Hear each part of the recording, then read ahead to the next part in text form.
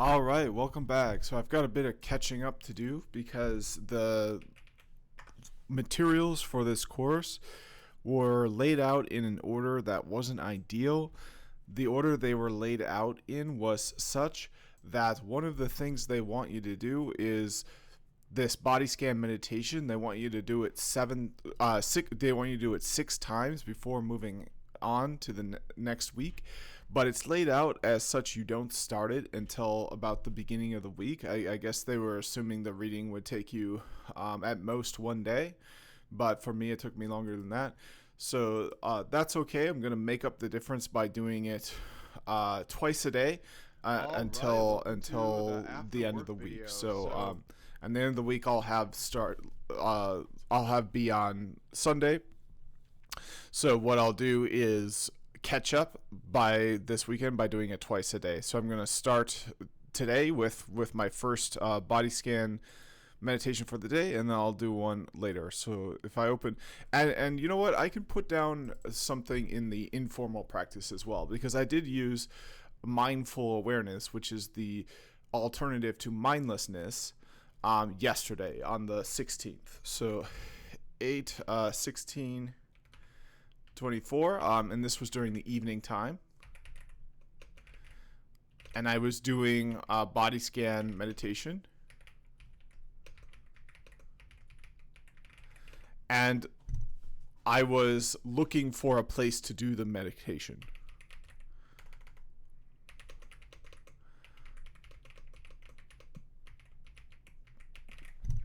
So that was the situation, and I decided to do the meditation in my yoga area rather than in my bedroom. And what feelings, thoughts, sensations do you notice before you decided to experience this mindfully?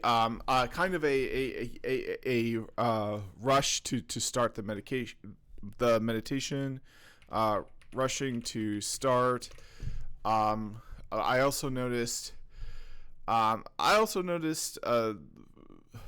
feelings like I didn't want to do the meditation. Elevated stress because I had just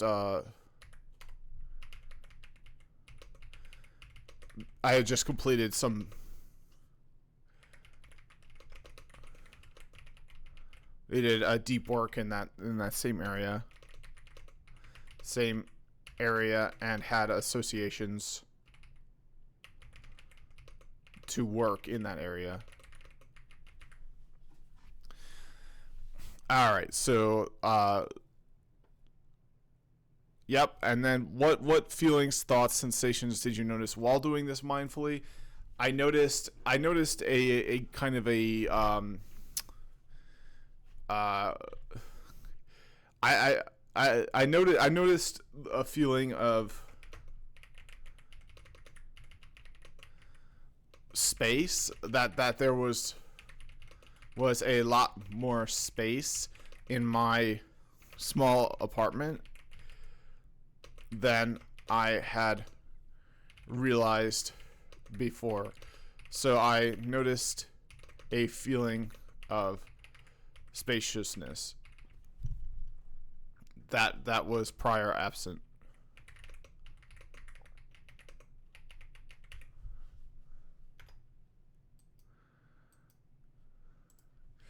All right, what did I learn from doing this? So paying attention, I learned that I learned to better utilize, learned how to use mindful awareness to load in ideas and habits when loaded ideas to make my habits more achievable.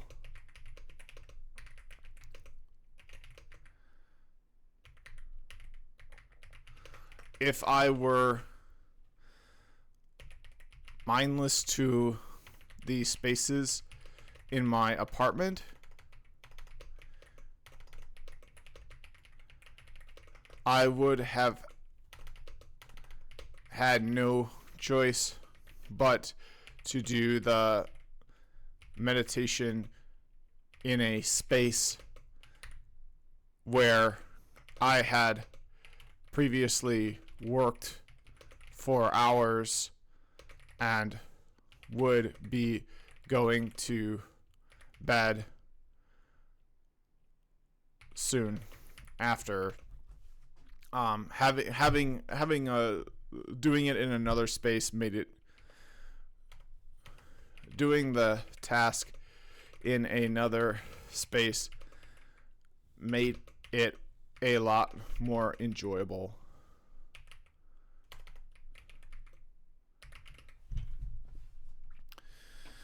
So what feelings, thoughts, and sensations are you experiencing now as you write this?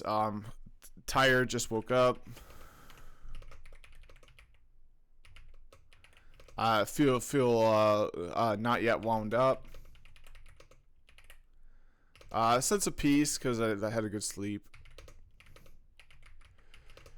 What else do I feel? I take some attention.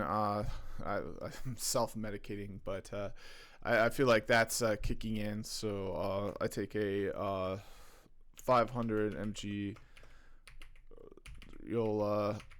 rosea kicking in, and then what else do I mild, very, very mild hunger. I'm really not hungry in the first hour that I wake up usually. All right, so there we go. So that's the informal.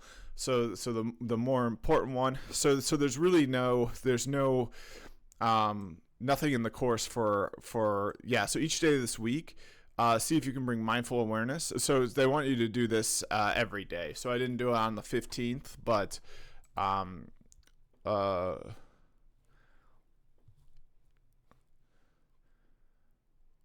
I think this is fine to kind of not be as on the ball with as the other ones. So it's something I try to do a little bit anyways. I'm a little bit ahead of the curve, I think. If this is not my first time I've ever heard about mindful awareness or tried to adopt it in my life. This is definitely the most comprehensive time where I'm dedicating a full 8 weeks and using this course that was developed by university professors. So this is definitely, I think, my best attempt. But I think if I don't have, I don't have to, push to do this twice a day the way I am with the formal ones. So with that being said, I will save it. All right, and close it. And then open the formal.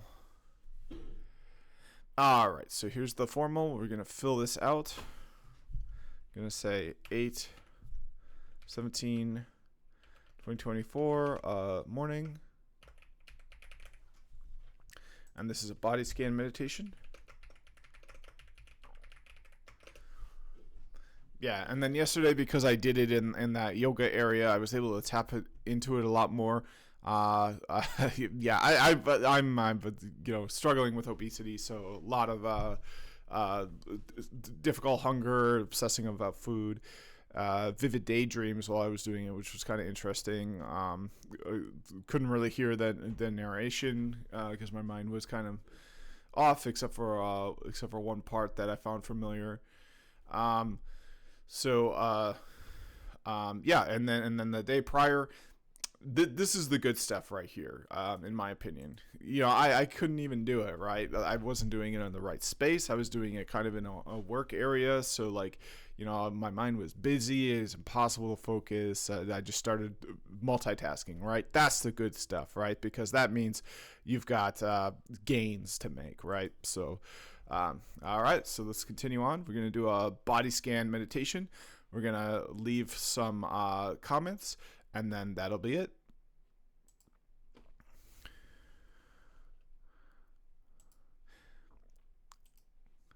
All right, and I do want to say, quick before I start, this is part of a Kaizen approach, Kaizen. So it's a Japanese business philosophy that focuses on continuous improvement or change for the better. It's a strategy that involves employees at all levels. So I'm not doing it as part of, I'm doing it for my own self-career development. That's what this channel is. But the goal is to make incremental improvements to processes and systems. Another way you can call it is the ZII method. So the zero investment improvement. So for example, I'm obviously to YouTube, I make videos and then outside I watch it quite a bit. Well, what is that quality of YouTube? Sometimes, yeah, you can get a great video from YouTube, but sometimes, oh man, it's just really bad. And then not only that, buy my $1,000 course. It's sometimes a straight up scam. You're watching an advertisement, you're watching someone purposely withholding information from you so that you'll buy it from them. So what's a zero investment improvement you could do to get better information from YouTube? All kinds of things. Maybe there's a podcast outside of YouTube. There's all kinds of technical podcasts where tech professionals talk about their job. If we look at my history and look at, I was there's the founder's story is when I just tailored tech talk. There's one right there. There's all kinds of podcasts like this. So this is 37 minutes of that. And maybe the podcast, same problem. There's advertisements everywhere. They're withholding information to get you to buy some other product. Well, there's also the radio. You could listen to the radio. But the thing that really takes it to the next level is your local library. So at my local library, they have online services.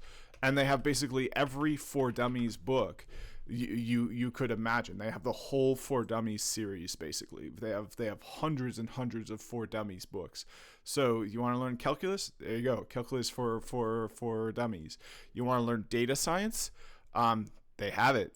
So let's search for that. Data dummies. There we go. Big data for dummies, data science for dummies.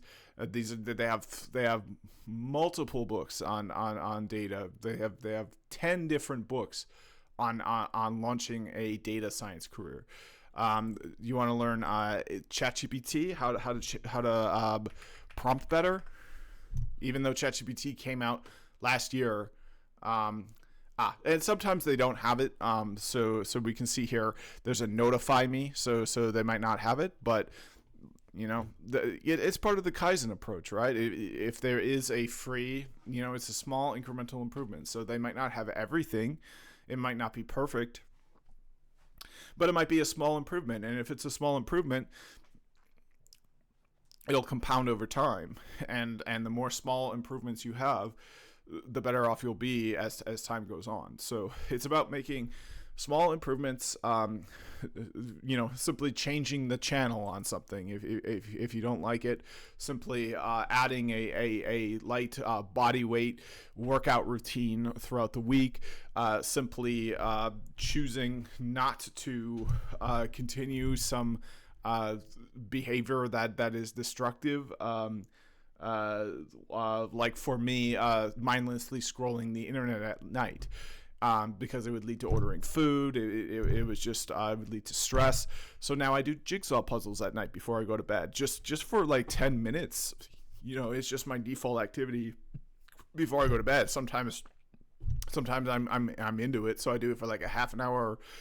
But sometimes I just do it for 5 to 10 minutes. I just work on the puzzle, and it just makes my mind so much more ready to go to bed. So, it's such a small thing too. Just sit down at the table with the jigsaw puzzle on it, do some sorting of the colors, try to fit some pieces together. 5-10 minutes, 100% ready to go to bed. Mind is completely disconnected from work, disconnected from the internet. Sometimes I talk to ChatGPT while I do it. Sometimes I listen to something on my headset while I'm doing it. So yeah, it's powerful stuff. But with that being said, and then in that same vein, I checked out this book from the library. But they have in my local library, they have more than just that. It's kind of, yeah. So here's another one. One Small Step Can Change Your Life by Robert Marr, PhD. And then there's even more than that. As long as they say that they can be borrowed, they're available right here, right now. If they say place hold, then other people are reading them, which is a fun opportunity too, because you might be able. Let's say you're having trouble feeling like you're in a community. Maybe you work from home and you're kind of finding that personal connection to be lacking. Well, if there's a lot of people reading the same book, see if you can hold a book club or a discussion group at the library or something like that. So, yeah, it's just about doing small, incremental, zero-cost improvements, and kind of getting past that idea that if I can't do it perfect, it's not worth doing at all. It's like, well, that's obviously not true. If you're, for me, another example is my bathtub was covered in mold because I had a leaking air conditioner. So me and ChatGPT got to talking about that, and we decided, let's get that air conditioner leak fixed. So I my apartment was such a mess. I was embarrassed to have a repair person come over. So the first thing we did is we decluttered the living room area and tidied up the bathroom a little bit. It's not perfect. It's still probably a mess considered to other people, but it's enough where it's like, okay, well, judge me if you want, but at least I tried, and it's really not that bad now. And then, put in the maintenance request, got the air conditioner leak fixed. They just had to blow out the drain pipe. It got clogged up somehow. And then all I did was I spent 15 minutes scrubbing my tub, and the difference is just magical. When I walk into my bathroom now, it's like I live in a whole different place, and it's just because I spent a grand total of like an hour or so working on it. So yeah, so still not perfect, still a long ways to go, but those small incremental improvements, the next time I go to work on it, I'm not having to deal with a starting state that is so unmanageable. All right, so now it's time for the body scan meditation.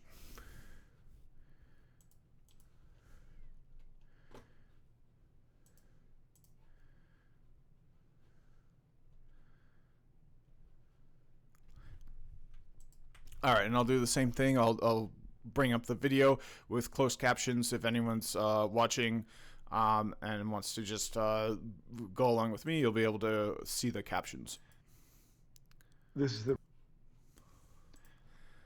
All right, and I do need to take a little bit of a break. Let me This body adjust scan meditation is designed to bring greater awareness and attunement to body and. I just wanted to see what the sound of that looks like. It looks like I can bring it down a little bit. There we go. So I'm going to take a break, go into my start this, and then go into my yoga area, and then add comments, and that'll be the end of the video. So with that being said, I'll take a break and be right back.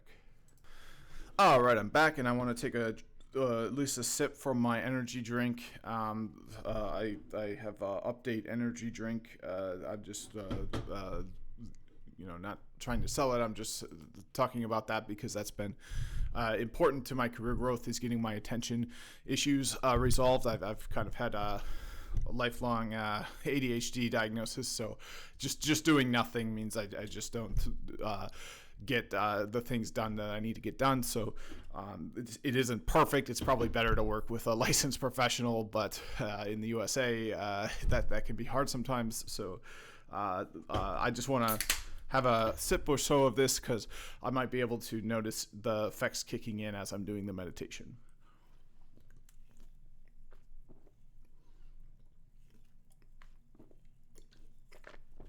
All right. This body scan meditation It's designed to bring greater awareness and attunement to body and to mind. We'll be doing this in a state of relative physical stillness, so it's best to arrange a time and a place in which you'll be comfortable and you won't be disturbed. Dressing in loose and comfortable clothing which won't restrict your waist or your breathing. This meditation is usually done lying on the back, but it can be done in any posture that's comfortable and easy for you. It can be done in a rug, a mat, or a bed, or it can even be done in a reclining chair. You may want to use a light covering to help stay warm, and a flat pillow can be helpful for the head if it's more comfortable that way. If you are lying on your back, letting your arms lie alongside your body, palms up towards the ceiling if that's comfortable for you, heels on the floor, allowing your feet to fall away from each other. And as you are lying here, allowing yourself to notice whatever comes up in your awareness, simply accepting what is happening in the body and the mind, experiencing it clearly and as it is in this moment. Noticing where your body makes contact with the floor or the mat. You may have sensations of touch or pressure on your heels, your calves, your legs or buttocks, your upper back, your arms. And as you're becoming aware of these sensations, bring your awareness now to the fact that you're breathing.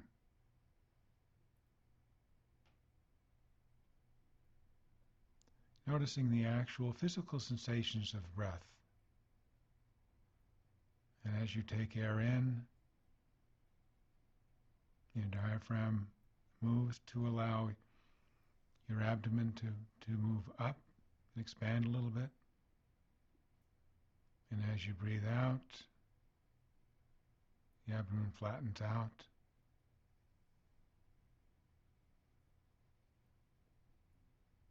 Just noticing the rhythm of your breath and as it moves your belly. There may be slight movements of your chest.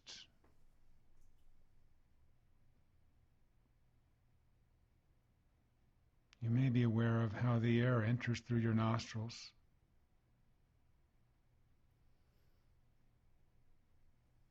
And through your windpipe and into your lungs.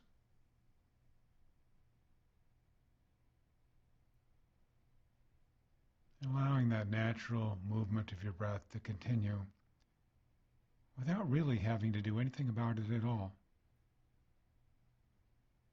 There's a tendency to want to control the breathing when we bring attention to it. Just noticing how it is, whether it's short or fast or long and deep.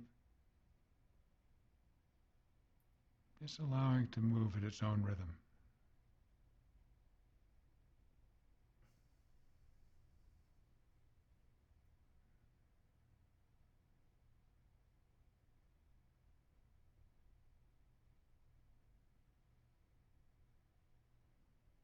And when you're ready on your next in-breath, allowing the breath that comes in and fills the lungs and moves your belly up, imagining that your entire body is hollow and accepts the air as it comes in through the lungs. As the body accepts the air through the nostrils and into the lungs, imagining it going all the way down into the belly and into the legs, all the way down to the toes.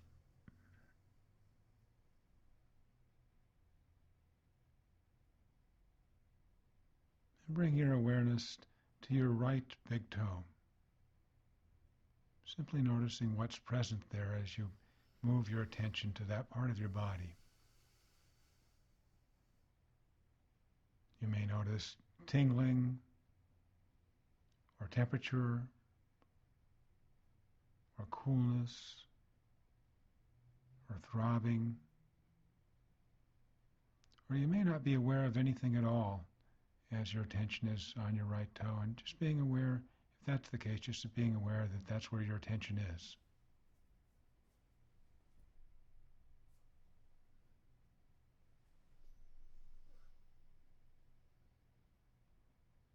Allow your awareness to include both big toes, your right big toe and your left big toe both.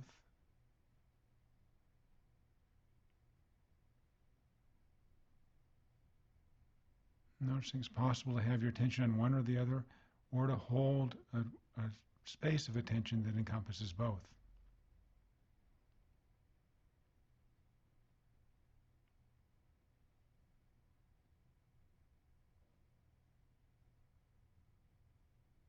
And when you're ready, moving your attention from the big toes to include the little toes.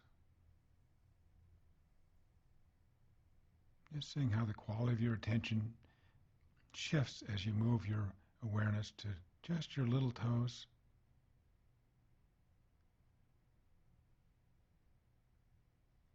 And maybe now noticing the toes in between.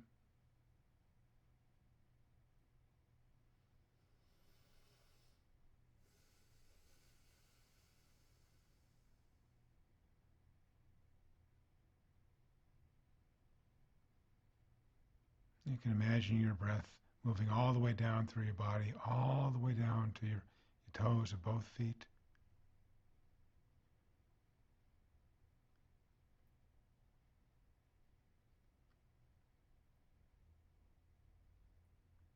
And as you breathe out, allowing your awareness to move from your toes to the balls of your feet, that part of your foot that pivots and allows you to walk smoothly.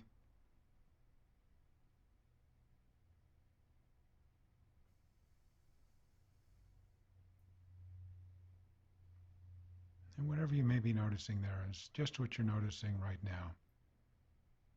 There's no right or wrong feeling or sensation to have.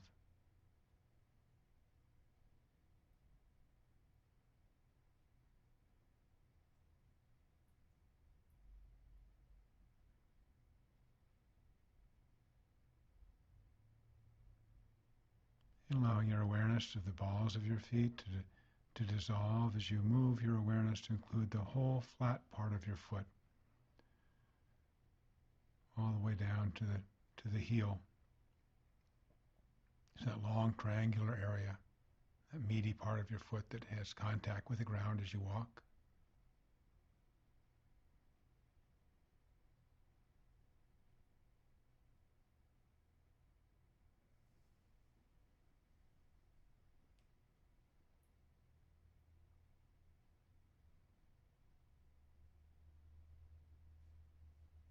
And noticing just where your heel may be touching the mat or the floor right now.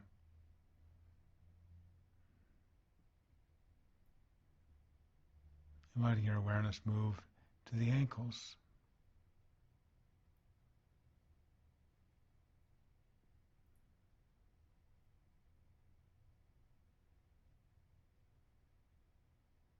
Including the muscles the ligaments and the bones that are in the ankle, as well as the entire circumference from your Achilles tendon all the way up and around to the top.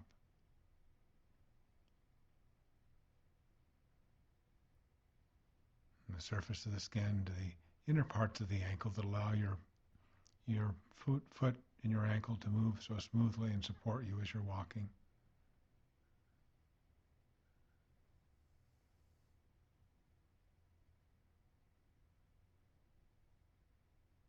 And imagining your breath going down into that area of your legs and your ankle.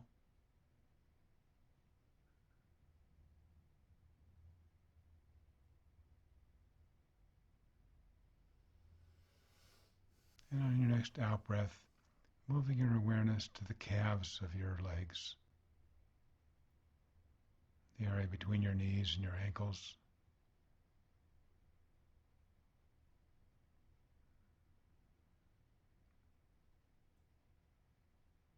Including the meaty part that may be touching the mat or the floor.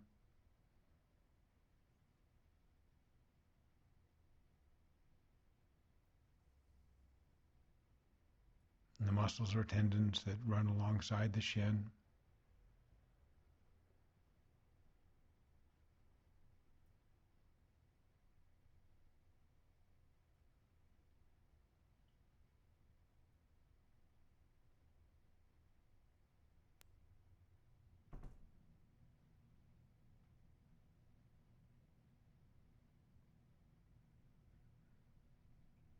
So allowing into your field of experience whatever may be present for you as you have your attention on the calves and on the shin area.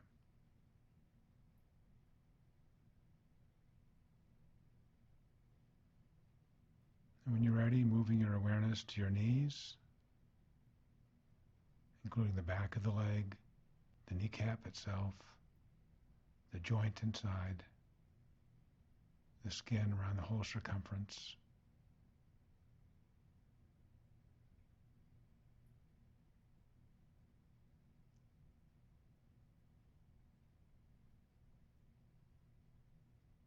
Just being receptive to whatever sensation you may notice in this part of your body.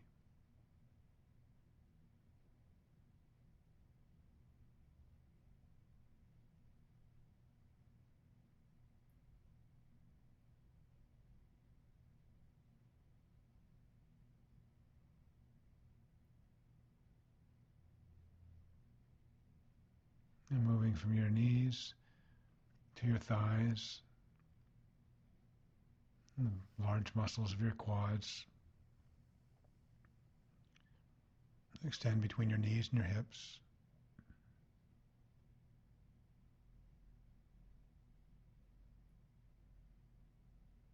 Noticing the areas that have contact with the ground and the floor.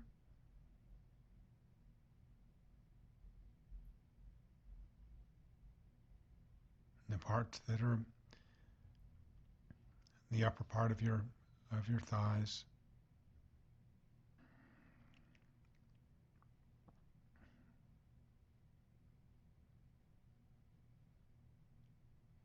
And being aware of the entire circumference of your thighs, around the top and along the bottom side.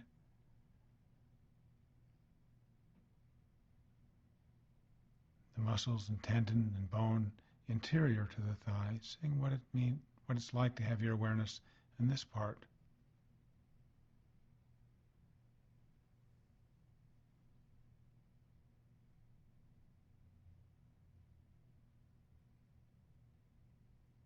You may feel weight or throbbing or heaviness or tingling or pressure. It's whatever comes to awareness.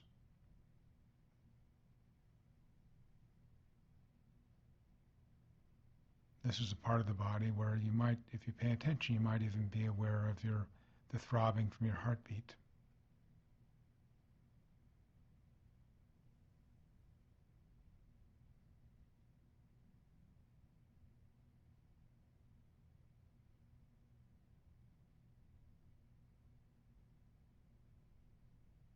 And as you're ready to do this, moving your awareness higher to the hip,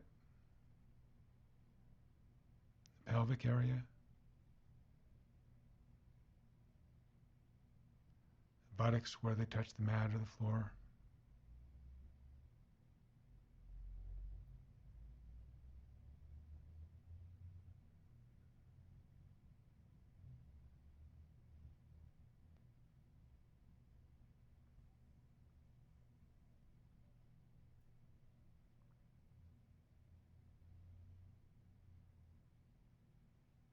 And moving your awareness from the pelvic area to the lower back.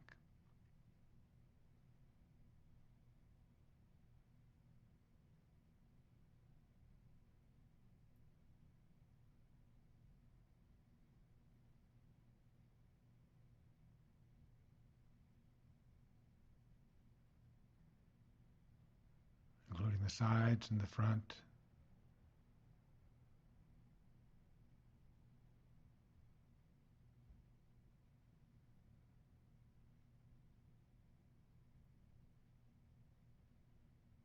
And being aware of how the movement of breath affects this part of your body. As on each in-breath, your belly expands a little bit.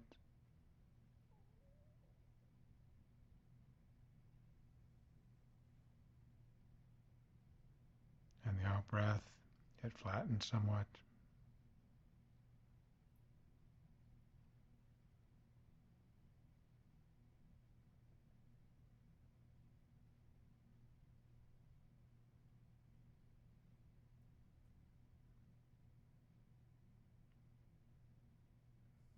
and seeing if it's possible to maintain awareness of your breathing and how it's physically moving with your abdomen all the way from in-breath through the pause at the end of the in-breath as you're ready to go the other direction through the out-breath.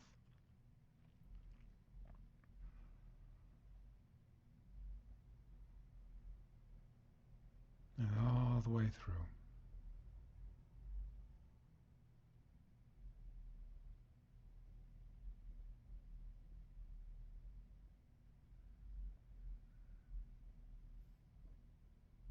Noticing how the expansion and contraction affects the sensations of on your skin from clothes or from pressure.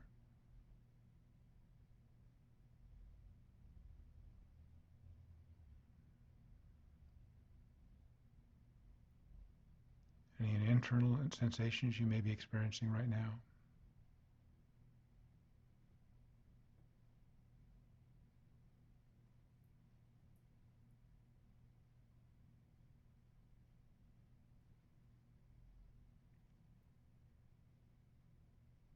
And bring your awareness higher in your body to the area of the diaphragm and both above and below that, where some of the internal organs are, and then your lower rib cage, your middle back.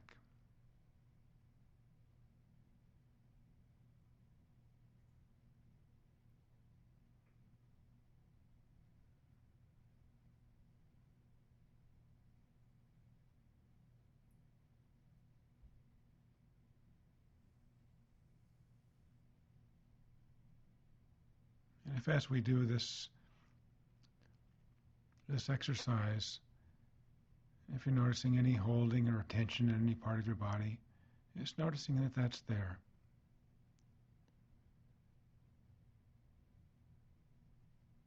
Letting your breath move through that part of your body if your breath is affecting it.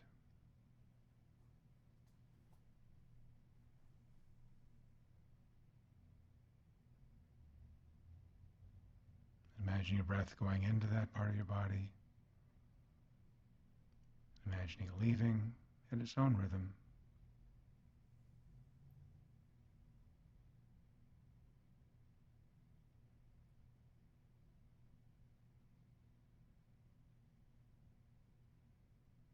And when you're ready, bringing your attention, your awareness into the cavity of your chest, your rib cage, around your upper back where it touches the mat or the floor.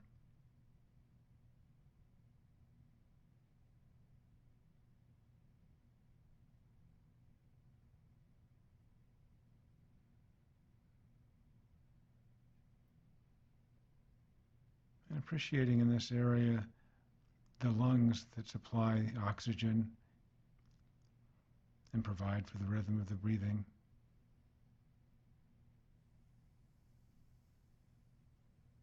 Noticing just how the chest may be expanding or contracting just slightly with each breath.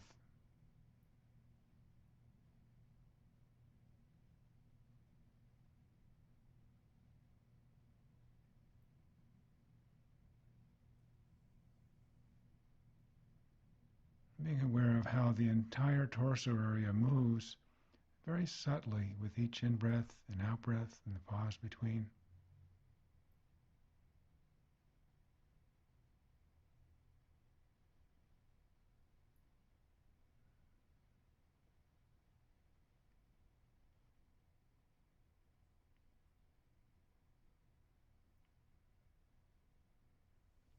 And appreciating that within this chest cavity, your heart and your lungs all working there.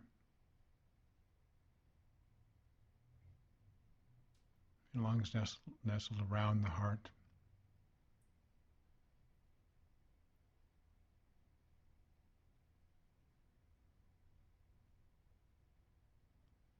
Being aware of how your shoulders may be affected with the movement of breath.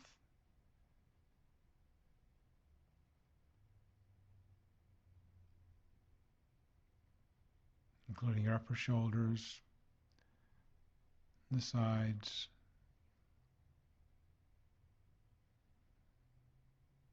the upper back,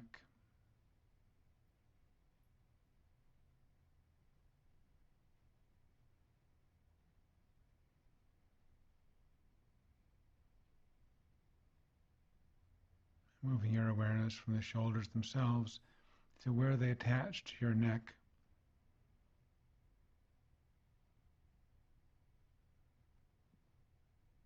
And sensing into those areas of connection, starting from a broad base at the top of the shoulders, narrowing to the neck itself.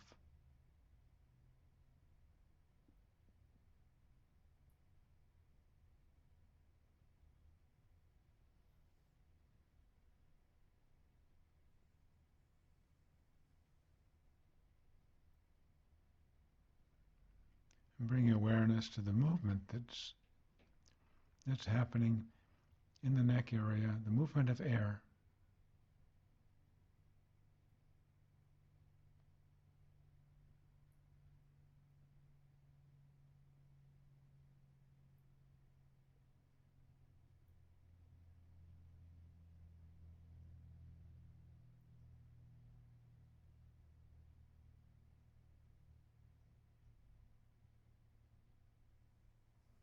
And with your next in-breath, allowing your awareness to move from your shoulders through your upper arms all the way down to your fingertips.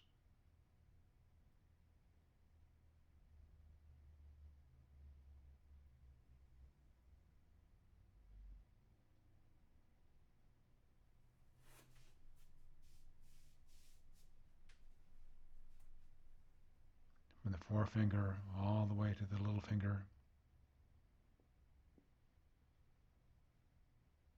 You may be including your thumb as well.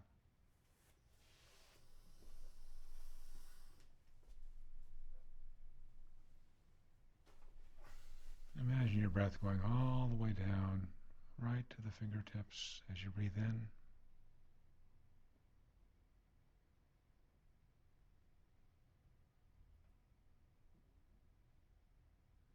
Imagine the breath going back out from that area and shifting your attention now to the joints of your fingers.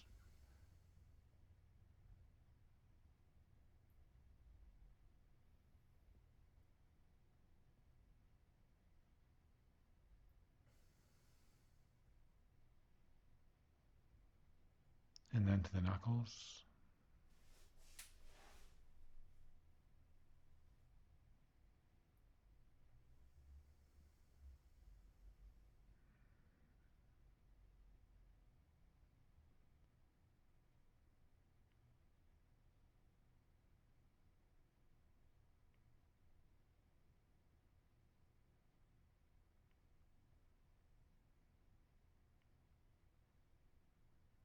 And moving from the knuckles to the back of the hands.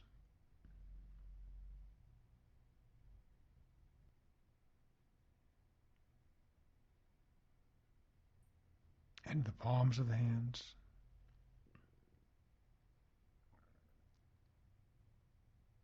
To that meaty part of the hand,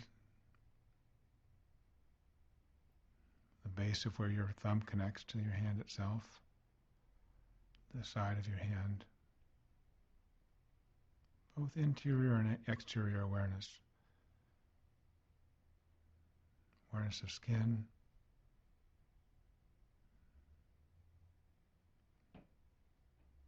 any sensations you may be noticing interior to your hand.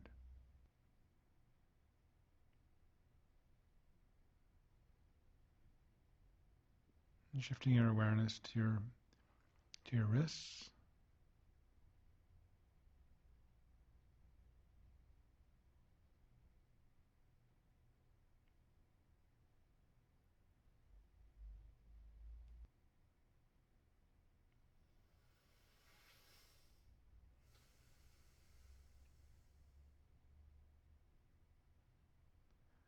Moving to your lower arms. Extending from the wrist all the way to the elbow.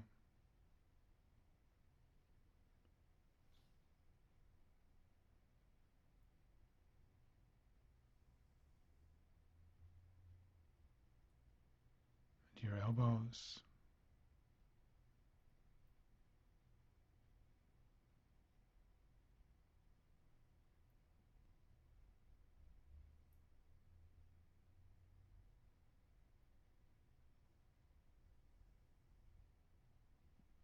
Then moving your focus from your elbows to your upper arms.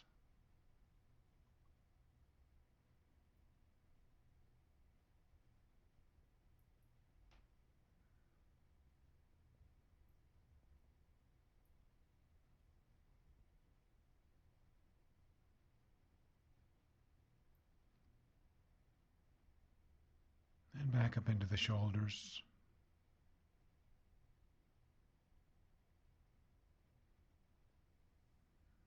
And the base of the neck.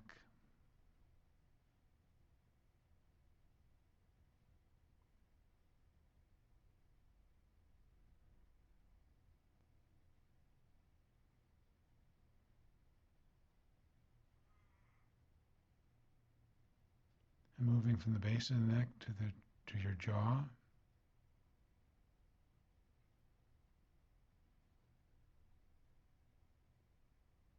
In your throat area.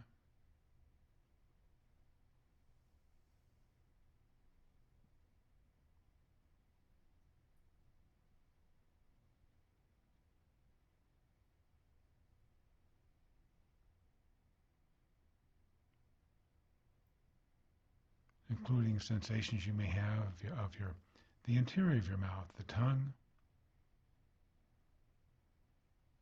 how it rests within your mouth,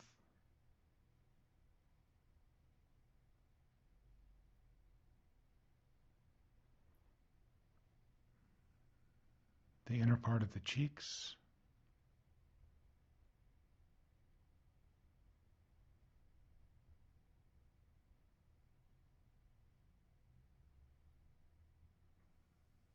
the palate, the top part of your mouth,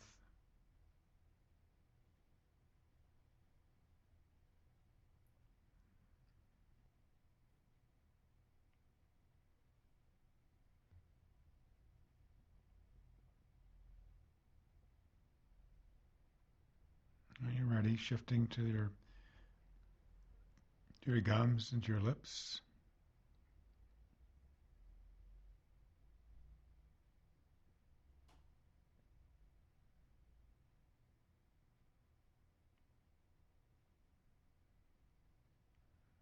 And being aware your lips have both an interior part and an exterior part.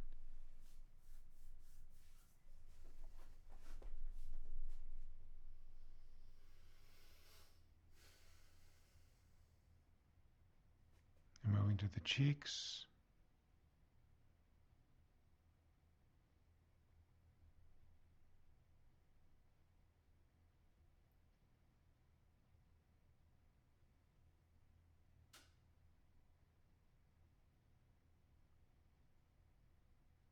To the nose and the nostrils.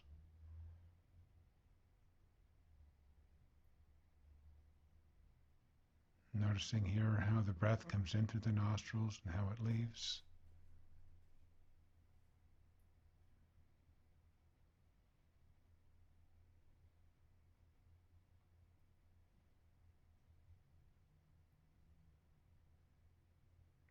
Moving to include the eyes themselves and the muscles around the eyes, in the upper cheek, in the eyebrow, in the corners of the eyes. That whole area that your eyes are supported by and they're resting in.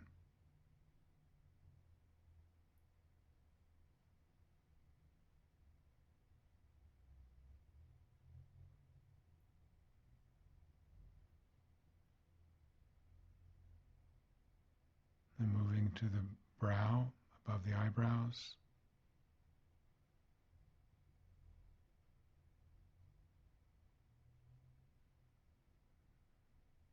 The entire scalp area, from your brow across the top of the head and all the way down to the ears.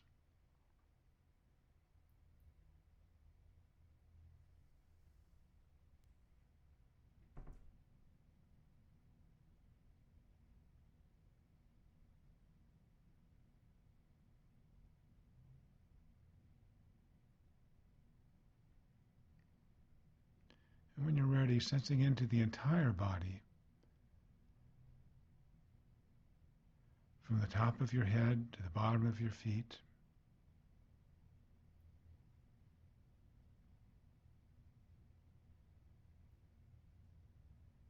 Allowing and noticing whatever sensation may appear as you include all of the body. Head and shoulders, arms, torso, buttocks, thighs, calves, feet.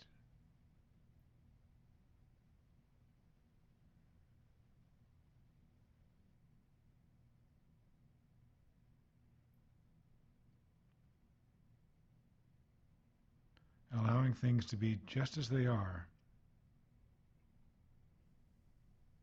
beyond tendencies of the mind to want everything to be a certain way.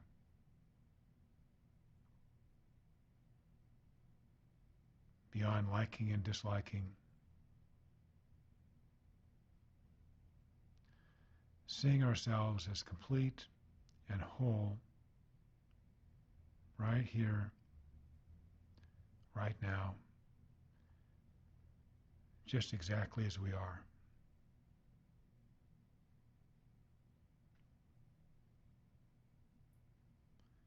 Noticing and experiencing the fullness of life. Acknowledging our ability to be present with whatever presents itself.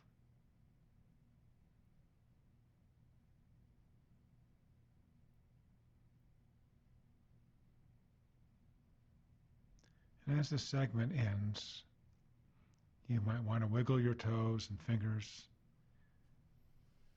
stretch in whatever way feels comfortable right now. If your eyes have been closed, allowing them to let the light in.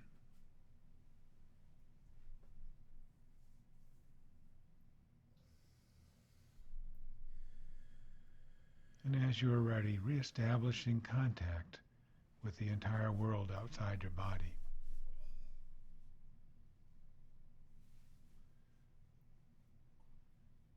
This ends the body scan meditation. All right, so went pretty well. Segment guide. Now there is something called habit stacking, where you can do multiple good habits at once. So I think tonight when I do this again, I'll take that approach. I'll do some habit stacking. My knees have gone a little bit knock-kneed since I became obese, I think due to the weight distribution and all that. So I have like a knock-knee corrector that I'll probably put on. I also have had chronic tennis elbow for a while, so I'll ice my elbow. And then I have a small red light panel. I'm not completely convinced about red light, not enough to invest thousands and thousands, so I invested about $400 in a high quality smaller model. So I'll apply that to myself,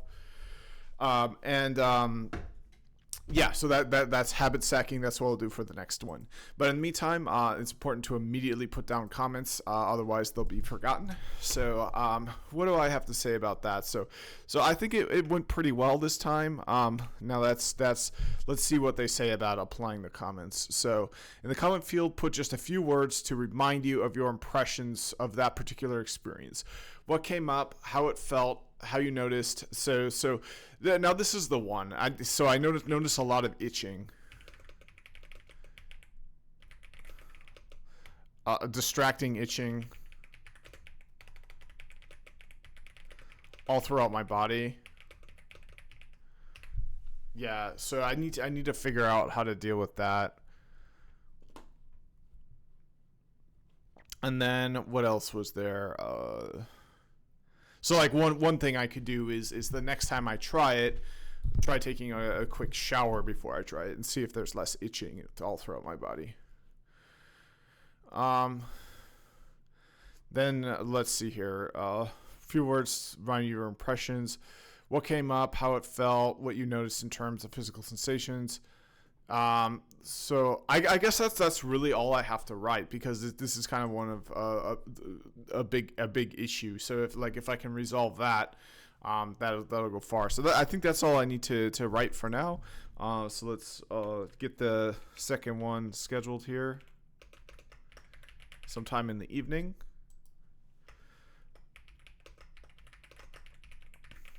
All right, and that's that. Now I'm feeling pretty good. It's the morning. I'm usually most productive in the mornings. I'm also on my energy drink, Update Energy, which uses a derivative of caffeine, so it's caffeine free, and then it's sugar free, 0-calorie drink. It uses a compound isolated from caffeine that doesn't have a crash, doesn't have jitter. Doesn't mess up your stomach, and I found it works pretty well. I think I do sleep a little bit better when I'm not so stimulated, but it hasn't been completely a major difference as far as I know. So and then you can see the difference on my YouTube channel. Before I was taking this, I wasn't doing very well on getting videos out there. So much better at keeping up with videos. And then I also take Rogea. I take now supplements because the supplement industry is not regulated, which the upsides of that is they can just push something out to the market quick. But the bad side is your supplement doesn't have to contain a supplement, right? But the thing is, if these reputable companies that are everywhere, that's been here since the dawn of time, if they did that, if they had bad, they wouldn't be here, right? They're winning out on the market because they make high quality stuff. So as long as the most reputable, profitable companies are the ones that are chosen, I feel pretty good about my routine. Now, would it be better to work with a licensed professional? Yes. How much would that cost me?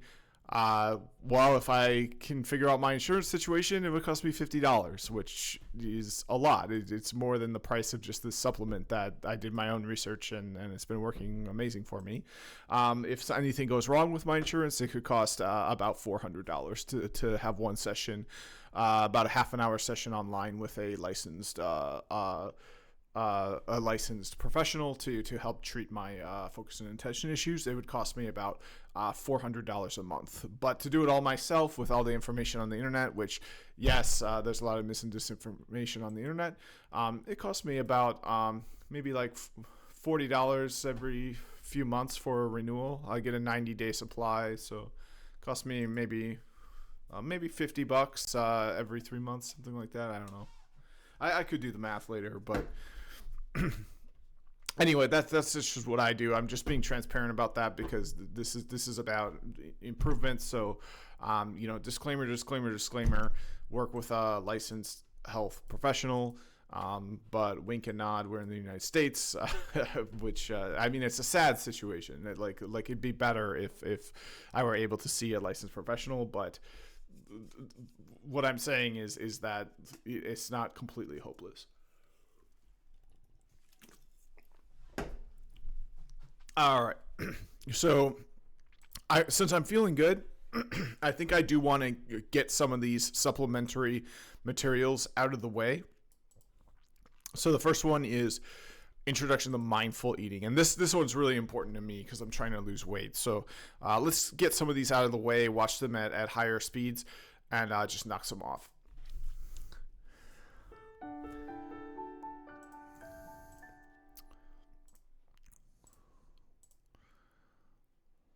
Every living being on the planet has to eat, has to find nourishment. But it's only in the human being that the need to find nourishment can mean a heck of a lot more than what's on the plate. When we're children, we all learn that when we're hungry, meaning our body has gotten depleted in nutrients, we start to feel bad. We feel low in energy, that kind of low mood, crummy feeling. Then we eat food, And within minutes, we can start to feel better. In a country where for most of us, ample access to food isn't actually an issue, it makes perfect sense that we reach out to food again and again to make ourselves feel better when we're under stress. Now, in bringing great And I will say that's exactly what caused my obesity during the pandemic. Oh man, there's so much stress. I felt like the world was. I honestly got to a point where I felt like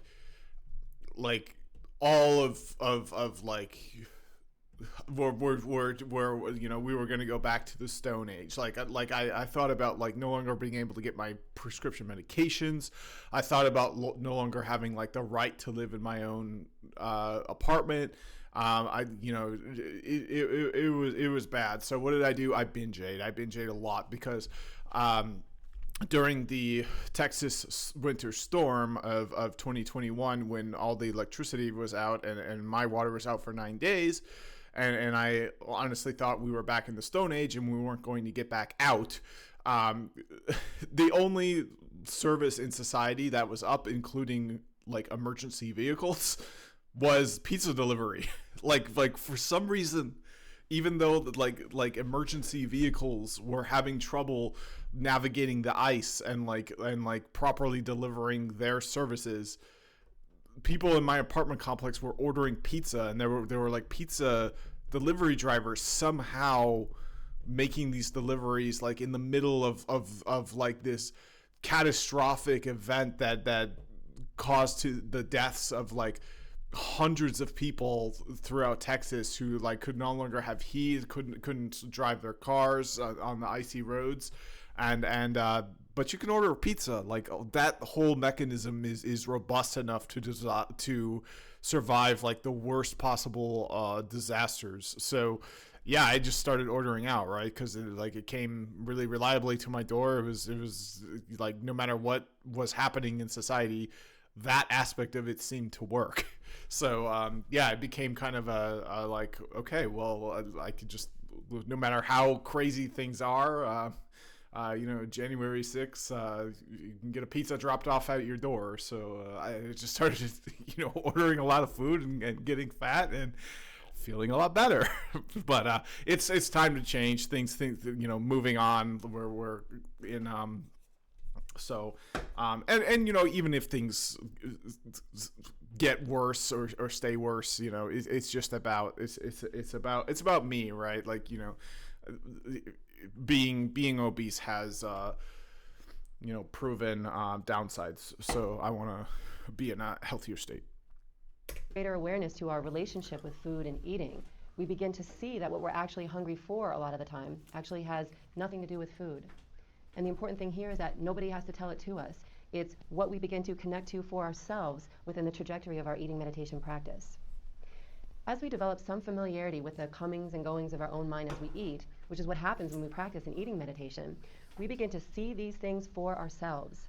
If you've been on a diet your whole life, or have had what you feel to be kind of an unhealthy relationship with food, I can pretty much guarantee that there are certain habits of the mind that come into play probably every time you sit down with a plate of food. And for the most part, we're mostly unaware of just how much these habits of mind inform our behavior. But now, with awareness, with mindfulness, people begin to become aware of these habits of mind, and they start to wonder, do I really need to admonish myself every single time I take a bite of food? Or do I really need to push play on that soundtrack yet again of my mother telling me that in order to be a good little girl or boy, I need to clean my plate? Or whatever happens to be your particular habits of mind. Within the scope of awareness, it's important to remember that these are just thoughts, nothing more, nothing less. A teacher of mine once told me that just because we think something, we tend to think it's true. But in reality, we have many thoughts that turn out not to be true. One time in one of my classes, I thought a student was having problems with something I was saying, and it actually turned out that they had a stomach ache. What they were thinking or what was going on in the mind had nothing actually to do with me. It happens to us like that all the time. In reality, our thoughts only have as much truth as we choose to give them. And this recognition of thoughts for what they are and our choice to give them a certain amount of truth or not is, in my opinion, one of the greatest moments of recognition a human being can have. And this in and of itself can be one of the truly liberating aspects of a practice of an eating meditation. We practice letting go of thoughts by moving our mind from thoughts into the pure awareness of the experience of eating in this moment. But listen to this, we can't and don't choose anything on automatic pilot. The automation does the deciding for us from habit. Like a wheel going around and around in a rut, the road tends to be bumpy and uncertain away from the rut and more smooth and predictable within it. That's why we develop the habit of going on automatic pilot in the first place. When things get tough or stressful or overwhelming, it can seem to be a huge help to just move back into the rut and go back on automatic pilot. And sometimes it's really been all we can muster. But that's only because we haven't known a better way. And that's exactly what we're learning now, how to thrive in our experiences instead of just survive. Did you know that less than 2% of people actually weighed less 2 years after completing one of the top 4 diet programs in the United States? Now, it's very difficult to weigh exactly the same, so the inference is that most people who actually complete one of those programs weigh more 2 years later. And what do most of those programs focus on? The food. But the choice to eat an entire bag of Doritos doesn't come from the Doritos. It comes from us, from our minds. Another interesting statistic is that people who tend to do other things while they're eating weigh 18% more than people who just eat when they eat. That's 27 pounds on a 150-pound person. That's pretty substantial. There are 4 most common things that people do while they're eating. Watch television, engage in conversation, read a book, and listen to music. Let's take one of those scenarios, eating and watching TV. Say we take our plate of food, which is really an arbitrary amount of food when you look at it. We tend to fill up a plate, so whatever size your plate is generally determines how much food you'll be eating. Also, we always fix our plate of food when we're at our hungriest. Or someone else serves us and they worked extra hard on those mashed potatoes, so we end up with an extra dollop of those on the plate. In any case, the amount of food on our plates tends to be arbitrary in relation to how much food our body actually needs. So say we then take this arbitrary amount of food over to the coffee table and turn on the TV. Now, where is our mind? It's on the TV.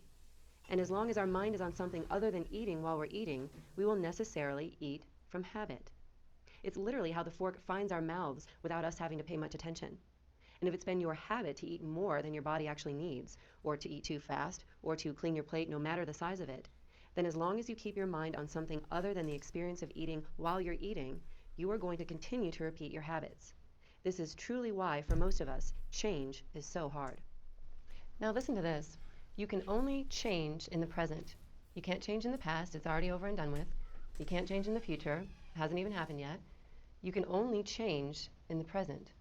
And if you don't have the ability to move your mind into the present while you're eating, for example, which is the same thing as turning off the automatic pilot when you eat, you will continue to eat in the same way that you always have.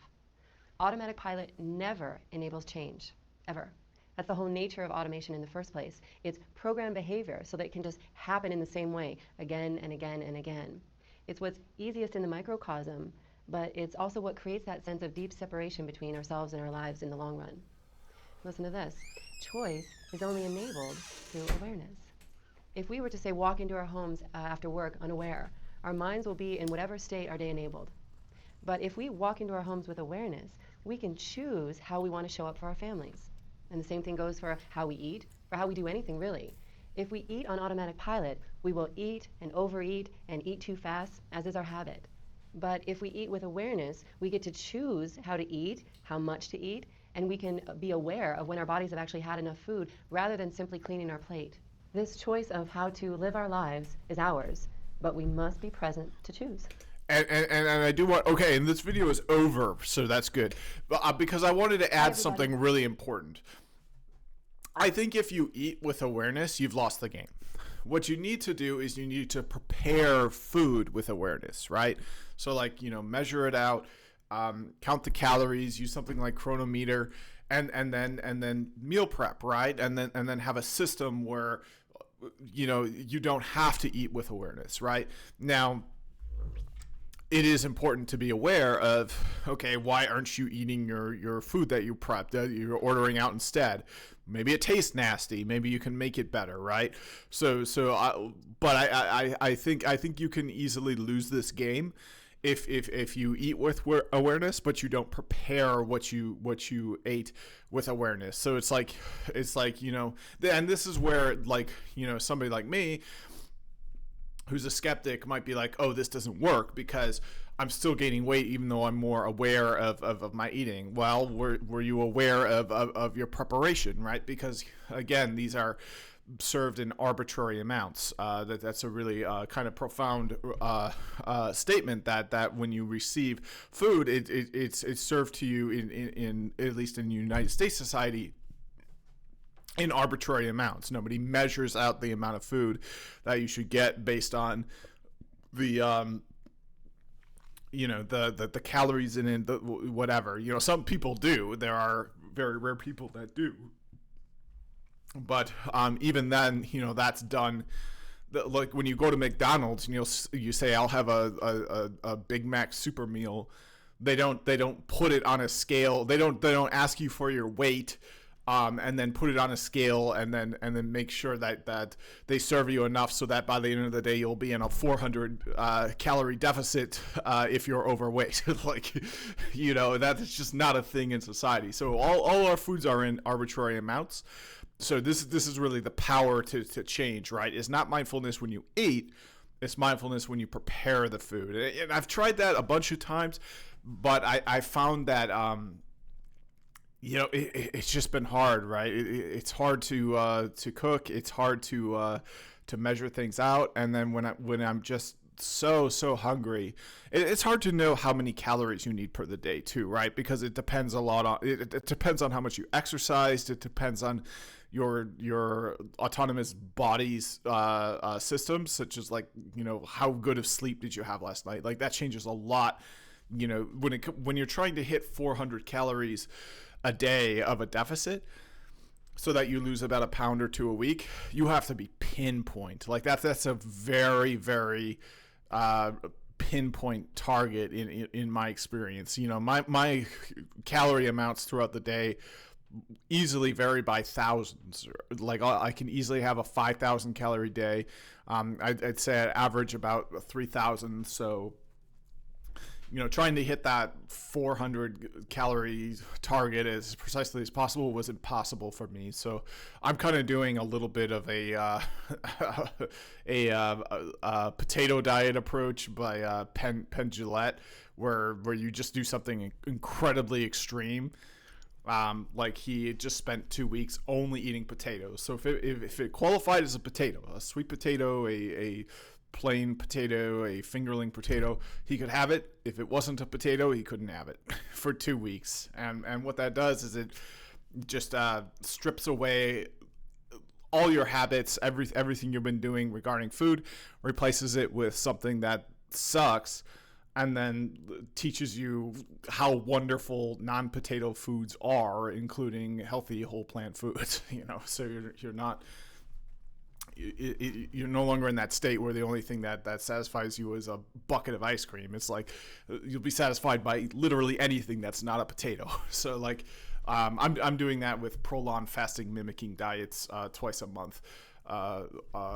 So all right, so let's do the next one. Let's make a goal to get halfway through these supplementary materials. All right, so now they're selling you a book. It's $13. Meh.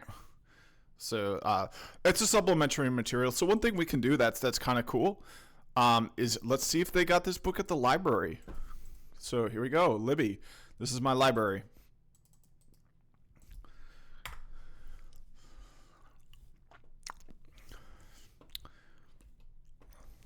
And let me see if I can search for the whole title.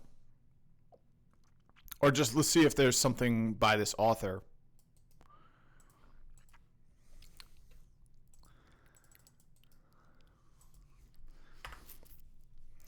There we go. See? Now they don't have the book, but I can express interest in it.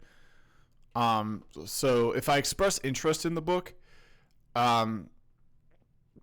then they might get the book later, and if they do get it, then they'll notify me. So if you can kind of if enough people express interest in a book, then they'll get the book the next cycle where they review which books they have. And then if they decide to get the book, they'll notify you. So this is a perfect example of a Kaizen approach, right? Because this is a small change that can lead to an improvement, right? They can get more of the books at the library that I'm interested in if I indicate my interest, and all I need to do is click, right? So good example of a Kaizen approach there. All right, so yeah, so I'm gonna skip that one because it's just them wanting to sell you a book and have Andrea take a steep hit of 30. Well, so yeah, and there's other books. It looks like mindful eating is probably a better search term. So let's search for that.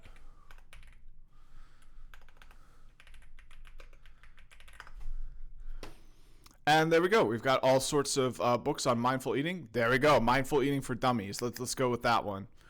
So yeah, I'm gonna get mindful eating for dummies. It's been loaned out. So it looks like they have 3 copies left. There's a lot of people that are borrowing this right now. But I will borrow it. Actually, I think those are my statistics. I'm not sure. But anyways, all I have to do is click read with. I can read with Kindle or Libby. Let's choose Libby. And there we go. Look at that. I just saved myself $13. We got the same information, perhaps even better. We've got it by a registered holistic nutritionist. I don't know what that means. But since I'm getting it from my local library, I didn't sink in so much time. So let's search for nutritionist.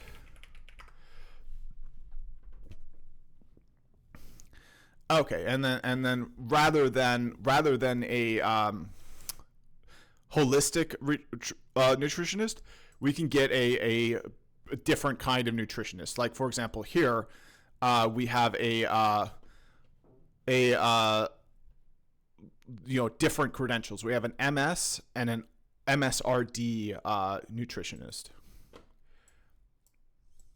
So let's look at what those stand for.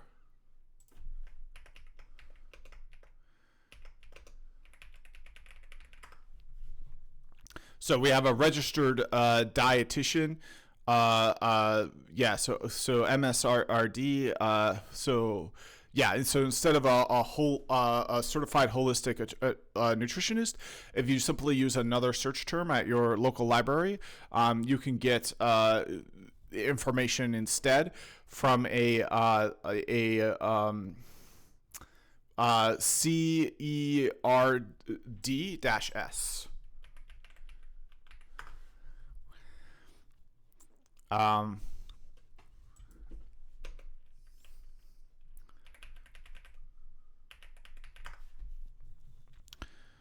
Oh yeah, so look at this. You can get a certified eating disorders registered dietitian. So there you go. So see how that works, right? And that's a Kaizen approach too, right? It's like, a certified holistic nutritionist. Well, I don't see any letters after the name there. So let's change the channel. Look for another one. Hey, I'll go with these people here. So let's place a hold on this, and then let's do one more. So let's do one more search here, and let's look and read news.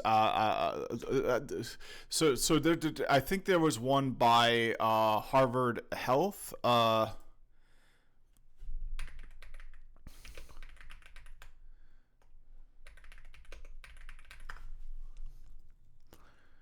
I think it was Eat, Drink, and Be. This one here. So look at this. MD, PhD, bam. It's all, look at this.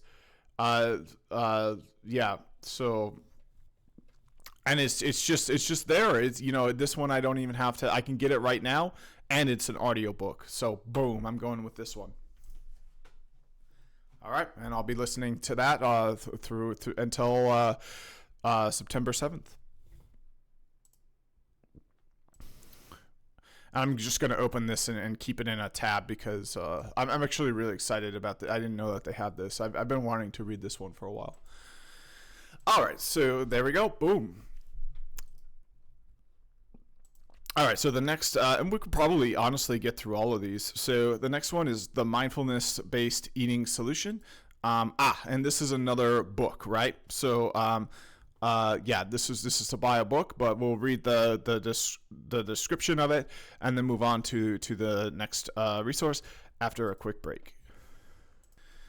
All right, I'm back. So, so this is the mindfulness-based eating solution. Another book, another way to supplemental material to get more information. But again, we're just going to go to the local library. Anyone watching this channel should have the superpower to do this. Hopefully, even around the world, honestly, I think I have quite a few viewers from India. So I'm going to Google local library. And now, it's different. It's different than, what I see online, the boots on the ground. But here we go. It's saying that there's public libraries in Delhi. There's the Internet Archive. So it looks like there's so. Are public libraries a thing that is common around the world in multiple different countries, or just a thing specific to the United States? There we go. There's the answer. Public libraries are a common feature around the world. So wherever you are watching this, whether you're in Japan, India, Brazil, South Africa, give that a shot.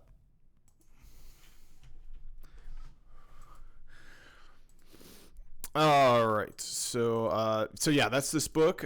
So what are you really hungry for? Is it food, happiness, or something else? In this unique book, mindfulness expert Dr. Lynn Rossi offers a proven, effective, whole-body approach to help you discover the real reasons why you're eating. So again, we don't have to buy that book. All we have to do is go through the steps necessary at the local library to get a library card, which often just means proving that you've been living somewhere at an address for more than a few months, which is the case for most people. And even if you are homeless, if you can get like a P.O. box, something like that, a few bucks a month, maybe you can go into just having like you go into a bank and try to get like a P.O. box at a bank for like a few bucks a month.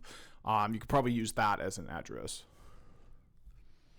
But do not commit library fraud, because I think you can, so... Anyway, so here we go. We got a book on mindfulness. We've probably got one for dieting as well. There we go. This is the guy, right? This is the guy who made this course. So there you go. He's a PhD. Letters after the name kind of make me feel good. So so there we go. The one that immediately pops out to me as the one that I would like to borrow is written by the person whose course we're already going through. So.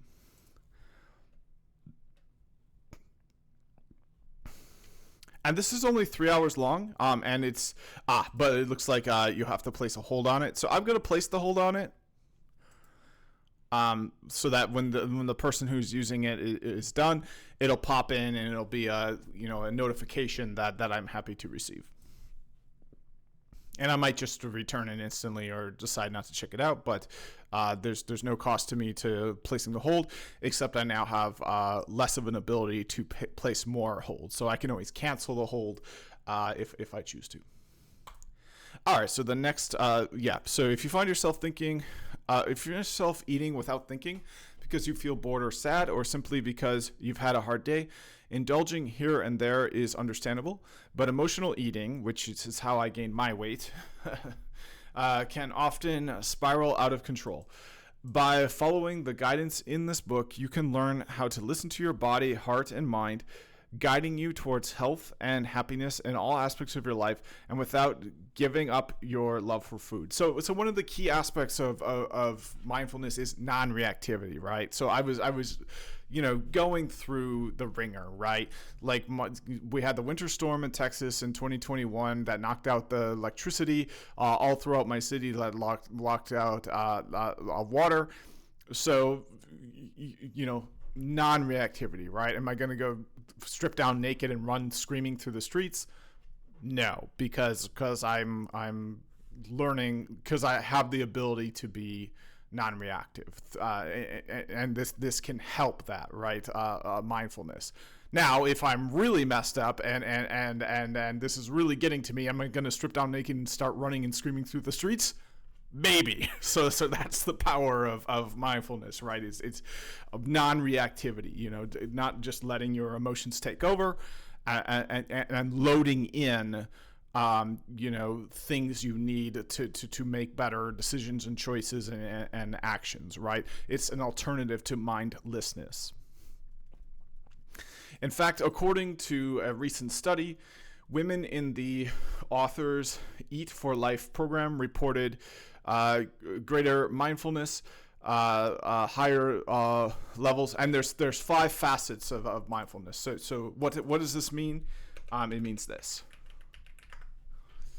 So when they said that they reported grateful mindfulness, what they mean is that they had a greater ability to make observations.